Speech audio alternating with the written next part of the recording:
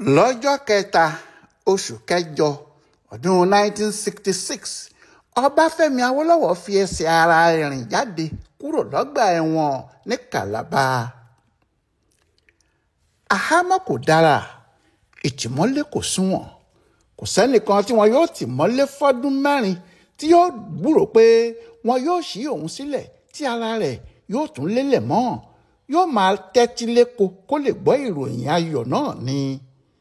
Bó ṣe ṣẹlẹ̀ sí Ọbafẹmi Awolowo gan nìyẹn. Ṣé nígbà náà ó ti lé lọ́dún 4 tó ti wà nínú ẹ̀wọ̀n. Gbogbo agídí tó sì wà nínú ẹ̀ ló ti fẹ́rẹ̀ ṣe tán. Kò sí ohun tó tún lè ṣe ju kó gbà fún Ọlọ́run lọ.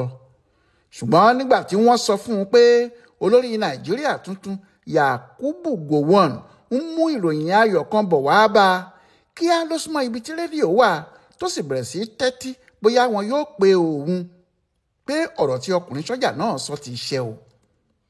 Ṣùgbọ́n nígbà tí wọ́n wá sọ fún un pé olórí Nàìjíríà tuntun Yakubu Gowon ń mú ìròyìn ayọ̀ kan bọ̀ wá bá a, kíá ló súnmọ́ ibi tí rédíò wà tó sì bẹ̀rẹ̀ sí tẹ́tí bóyá wọn yóò pe òun pé ọ̀rọ̀ tí ọkùnrin sọ́jà náà sọ ti ṣẹ o. Àmọ́ ìròyìn náà kò dé bọ̀rọ̀ títí di aago 6 ìrọ̀lẹ́ ní ọjọ́ kejì oṣù Kẹjọ ọdún 1966. Nígbà náà ni ìkéde náà wá pé olórí Nàìjíríà ọ̀gágun Yakubu Gowon ti pàṣẹ pé kí wọ́n ṣí Ọbafẹmi Awolowo sílẹ̀ pẹ̀lú àwọn 4 míì, kí wọ́n dá wọn sílẹ̀ láì béèrè tàbí gba ohunkóhun lọ́wọ́ wọn, kí wọ́n sì fi wọ́n sílẹ̀ kí wọ́n máa lọ sílé wọn. Awolowo pariwo hallelujah. Ó sì fi ìdùnnú kọ sínú ìwé ìpamọ́ rẹ̀ pé láti ọjọ́ òní yìí lọ títí di gbogbo iye ọjọ́ tí mo bá tún lò láyé, ní ìṣẹ́jú kọ̀ọ̀kan iye ọjọ́ yìí n kò ní fi ayé mi ṣe ohun méjì ju kí n ṣiṣẹ́ sin àwọn èèyàn Nàìjíríà lọ. Ohun tí wọn ó sì máa wá fún wọn náà ní ìdùnnú àti ìgbé ayé rere. Lójú ẹsẹ̀ ní ìròyìn ayọ̀ náà tàn ká gbogbo ọgbà ẹ̀wọ̀n ní Kalaba. Àwọn ẹlẹ́wọ̀n gbogbo sì ń kọrin, wọ́n ń jó, àfi bí ẹni pé àwọn gan ni wọ́n dá sílẹ̀ ni. Ní ọwọ́ alẹ́ ni ọ̀gá àwọn ẹlẹ́wọ̀n tó ti ń tọ́jú Awolowo láti ọjọ́ yìí, ọ̀gbẹ́ni Ọwọ, dé. Lẹ́yìn tó sì kí Awolowo kú oríire, ó sọ fún un pé òun kò ní agbára kankan lábẹ́ òfin láti jẹ́ kó sùn sí ọgbà ẹ̀wọ̀n náà mọ́jú, nítorí bẹ́ẹ̀ kó máa wá lọ. Ṣùgbọ́n Awolowo ní òun ò lè lọ. Ọ̀rọ̀ náà sì tún di ẹ̀bẹ̀ nítorí òun ló tún bẹ ọ̀gá wọ́dà pé kó jẹ́ kí òun sùn mọ́jú sọ́gbà ẹ̀wọ̀n náà. Ohun tó sì fà á ni pé Awolowo ní òun kò fẹ́ lọ máa kanlẹ̀kùn mọ́ àwọn ọmọ ẹgbẹ́ òun tó wà ní Kalaba lórí, pàápàá nígbà tí kì í ṣe pé wọ́n ń retí òun tẹ́lẹ̀. Kí ló wáá dé tí òun kò ní sun oorun ọjọ́ kan tó kù lọ́gbà ẹ̀wọ̀n níbẹ̀? Bó bá di ọjọ́ kejì òun yóò sì máa lọ. Bẹ́ẹ̀ sì lọ̀rọ̀ rí, nítorí ní déédéé aago 6 òwúrọ̀ ọjọ́ kejì, ìyẹn ọjọ́ Kẹta oṣù Kẹjọ ọdún 1966, aeroplane kan dé láti Èkó. Ọ̀gbẹ́ni Ọwọ sì sáré láti wá sọ fún Awolowo pé olórí ìjọba tuntun náà ní kí wọ́n máa gbé e bọ̀ ní kíákíá. Òun dúró dè é ní Ìkẹjà nínú ọgbà àwọn sọ́jà tó wà níbẹ̀. Awolowo ní kí Ọwọ ní sùúrù, àfi kí òun jẹun náà o, nítorí òun kì í rin ìrìn àjò láì jẹ́ pé òun fi kinní kan sínú kúrò nílé. Wọ́n ní wọ́n bá sáré wá oúnjẹ kékeré fún un. Lẹ́yìn tó sì jẹun tán ló ní kí wọ́n fún òun níṣẹ́jú díẹ̀ péré, àwọn yóò máa lọ. Kíá ni Awolowo ti múra, tí Ọwọ sì fi mọ́tò ẹ̀ gbé e lọ sí pápá ọkọ̀ òfurufú ní Kalaba níbẹ̀. Aago 8 kù ìṣẹ́jú 4 ni Awolowo jáde kúrò lọ́gbà ẹ̀wọ̀n ní Kalaba. Bó ti dé pápá ọkọ̀ òfurufú náà ni aeroplane ti múra. Nígbà tó sì di déédéé aago 8:30, bàálù kékeré náà gbéra, Èkó yá. Aago 9:30 ni Awolowo sọ̀kalẹ̀ nínú aeroplane tó gbé e dÉkòó. Ó sọ̀ ní Kẹjà lómìnira ara ẹ̀.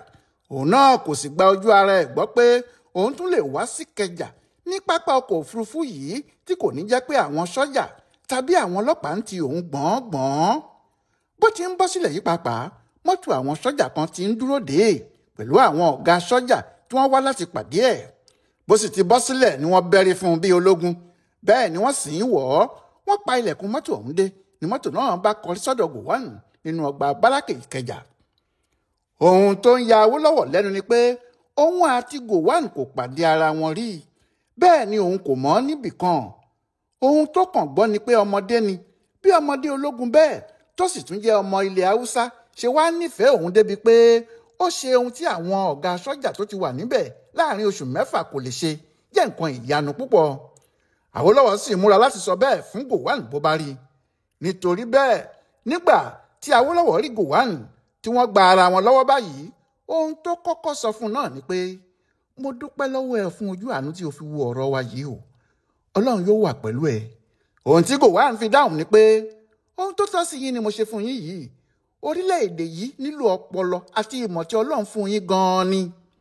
Ìpàdé tí àwọn méjèèjì ṣe náà kì í ṣe èyí tó pẹ́ rárá, nítorí Gowon ti pẹ́ ó ń lọ sí ọ́fíìsì rẹ̀ ní Dodan Barrack, ó sì ti kọjá àkókò tó yẹ kó lọ. Ohun tó dá a dúró náà kò ju pé ó fẹ́ fi ojú ara rẹ̀ rí Awólọ́wọ̀ lọ, nítorí òun náà kò mọ Awólọ́wọ̀ tẹ́lẹ̀, kò rí i rí pàápàá, yàtọ̀ sí kó bá a pàdé lórí tẹlifíṣàn àti nínú àwọn ìwé ìròyìn. Òun náà sì fẹ́ fi ojú ara rẹ̀ rí ọkùnrin ńlá tí wọ́n ń pè ní Ọbafẹmi Awolowo. Lẹ́yìn tí wọ́n ti pàdé díẹ̀ báyìí, wọ́n dágbére fún ara wọn. Gowon sì sọ ìgbà tí Awólọ́wọ̀ yóò rí òun fún. Ó ní ọ̀rọ̀ wà tí àwọn jọ fẹ́ sọ o. Bẹ́ẹ̀ ni wọ́n túká. Ṣùgbọ́n bí wọ́n ti fẹ́ máa lọ yìí, táyà méjì jò nínú táyà mọ́tò tí wọ́n fi gbé Awólọ́wọ̀ wá láti pápá ọkọ̀ òfurufú. Lójú ẹsẹ̀ níbẹ̀ ni Muritala Muhammed sì ti sọ pé òun gbé mọ́tò tòun sílẹ̀ kí wọ́n fi gbé bàbá lọ síbikíbi tí bàbá bá fẹ́ lọ. Báyìí ni sọ́jà kan ń wa mọ́tò, ọ̀kan jókòó síwájú, Awólọ́wọ̀ jókòó sẹ́yìn, ọ̀gá sọ́jà kan sì jókòó sí ẹ̀gbẹ́ rẹ̀. Yakubu Gowon àti àwọn ọmọ ogun tirẹ̀ ṣáájú, Awólọ́wọ̀ sì tẹ̀lé wọn. Wọ́n jọ kúrò ní Kẹjà nígbà tí wọ́n sì dé ìkóríta Maryland. Awólọ́wọ̀ àti àwọn tí wọ́n gbé yà sí ọ̀nà Ìkòròdú, òun ń lọ sí Ìkẹ́nnẹ́, Gowon sì bá tirẹ̀ lọ. Kò sẹ́ni tó mọ̀ pé Awólọ́wọ̀ ni wọ́n ń gbé lọ nígbà tó ṣe pé ọkọ̀ sọ́jà ni wọ́n fi gbé e. Nítorí bẹ́ẹ̀ ni kò ṣe sí ẹnikẹ́ni tó dààmú wọn. Àfi nígbà tí wọ́n dé Ìkòròdú, sọ́jà tó ń wa mọ́tò náà fẹ́ ra epo sí mọ́tò wọn. Ó sì yà sí ilé epo kan tó wà ní ìkóríta ìlú náà. Ó ní kí wọ́n ta epo fóun. Wọ́n ti ta epo fún mọ́tò náà, kò sì sẹ́ni tó mọ̀. Lẹ́ẹ̀kan náà ni ọkùnrin tó ń ta epo yìí tajú kan.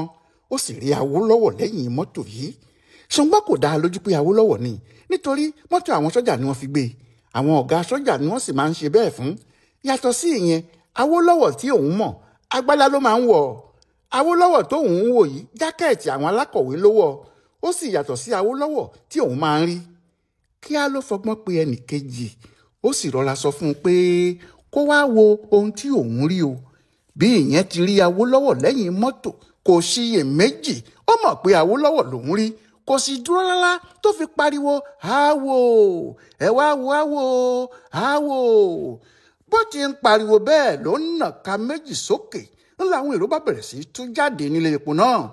Ṣùgbọ́n nígbà tí wọn yóò fi jáde síta, mọ́tò àwọn sọ́jà náà ti ń lọ. Àwọn sọ́jà sì ń fi wọ́n rẹ́rìn-ín. Pàápàá nígbà tí wọ́n rí àwọn èèyàn náà tí wọ́n kiri mọ́lẹ̀ tí wọ́n sì ń lé mọ́tò àwọn sọ́jà náà lọ. Ohun tí wọ́n fẹ́ ni kí wọ́n fojú kan àwò kó tó di pé wọ́n gbé dé ìlú Ìkẹ́nnẹ́. Nítorí ẹ̀ ni wọ́n ṣe ń sáré lé mọ́tò àwọn sọ́jà náà, ṣùgbọ́n pẹ̀lú gbogbo eré tí wọ́n sá, kò sẹ́nìkan tó lè bá ọkọ̀ náà nínú wọn. Àwọn sọ́jà wọ̀nyí ti gbé Awólọ́wọ̀ lọ. Ìgbà tí wọn yóò yọ sí Ìkẹ́nnẹ́ pàápàá ni wọ́n mọ̀ pé kékeré ni ohun tí àwọn rí ní Kòròdú, nítorí gbogbo ìlú náà ló ti kún láti ẹnu ọ̀nà àbáwọlé. Àwọn mọ́tò sọ́jà náà kò lè sáré láàrin ìlú mọ́, nítorí bí wọ́n ti ń lọ làwọn èèyàn ń sáré tẹ̀lé wọn, wọ́n sì ń pariwo àwò, àwò, àwò. Ilé Awólọ́wọ̀ ti dí débi pé kò ṣeé wọ̀ fún ẹnìkan.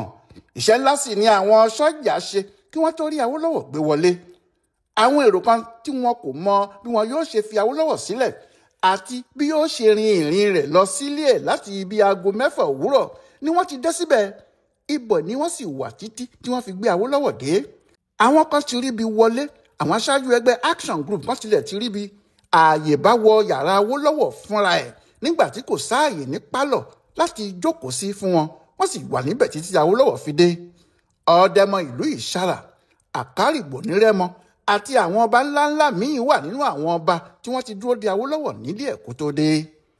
Bẹ́ẹ̀ ni kì í ṣe ìlú Ìkẹ́nnẹ́ nìkan ni wọ́n ti ń ṣe ayẹyẹ ìpadàbọ̀ Awólọ́wọ̀ yìí.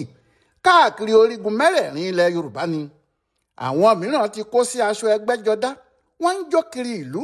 àwọn mìíràn sì ti bẹ̀rẹ̀ àríyá láti àárọ̀ kùtùkùtù ọjọ́ tí Awólọ́wọ̀ yóò dé yìí. Wọn kò lọ sílé Awólọ́wọ̀ o, ilé wọn ni wọ́n wà tàbí láàrin àdúgbò wọn níbi tí wọ́n ti ń dáná oúnjẹ àti ọ̀pọ̀lọpọ̀ ọtí. Bí ó bá jẹ́ ilẹ̀ Yorùbá ni wọ́n ti ń ṣe gbogbo èyí, kò ní sí ìyàlẹ́nu púpọ̀ kan níbẹ̀. Ṣé ọmọ wọn l'Awólọ́wọ̀? Kò sì sí ohun tó burú bí Ọlọ́run bá kó ọmọ èèyàn yọ nínú ewu tí kálukú sì dáná àríyá. Ṣùgbọ́n kì í ṣe ilẹ̀ Yorùbá nìkan níjó náà ti ń lọ bẹ́ẹ̀, gbogbo ilẹ̀ Nàìjíríà ni.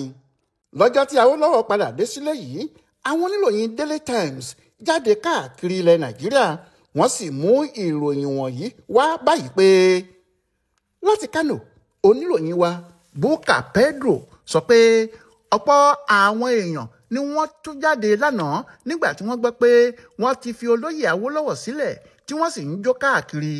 Ariwo awo awo awo ló gba gbogbo ìlú Kánò kan ní kété tí wọ́n gbọ́ pé wọ́n ti fi olóṣèlú náà sílẹ̀ lálẹ́ ọjọ́ Ìṣẹ́gun, ọjọ́ Túsídéè. Ọkùnrin kápẹ́ńtà kan tí ọjọ́ orí rẹ̀ kò tíì ju ọmọ 40 ọdún lọ ń ṣe bẹ́ẹ̀dì ní àdúgbò Guarawa. Bó ṣe gbọ́ pé wọ́n fi Awólọ́wọ̀ sílẹ̀ báyìí, ohun tó kọ́kọ́ sáré ṣe ni pé ó ta kẹ̀kẹ́ rẹ̀ tó máa ń gùn lọ síbi iṣẹ́ ní pọ́n 10 àti sílè 10.